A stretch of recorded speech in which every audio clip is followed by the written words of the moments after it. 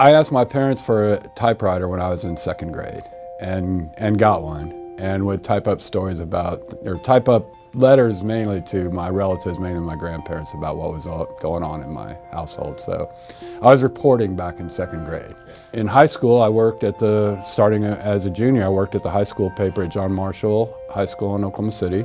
Had a wonderful, great journalism teacher there, Lou Ann Ward.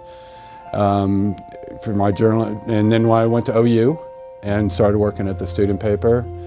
And in 1982, a year or two before I was ready to graduate, I got a part-time job at the Oklahoman, actually I was working for the Oklahoma City Times, hired to work for the Oklahoma City Times, which is the afternoon paper that died in 1984. And so when I graduated in 1984, I went full-time for the Oklahoman. Spent almost 27 years in Washington. I was out at the state capitol, and they were just, I would cover the Anita Hill hearings that a lot of people don't remember in 1991, but it was kind of the first national sort of conversation about sexual harassment. The impeachment of Bill Clinton in 1999 and the trial. The impeachment, I guess, was a 1998 trial in 1999.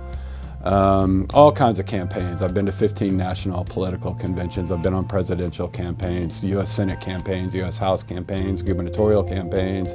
Met a lot of interesting people. The inauguration of Barack Obama, the first African-American president. Investigative pieces that I did about Gene Stipe and Jim Inhofe. Just, there are just so many.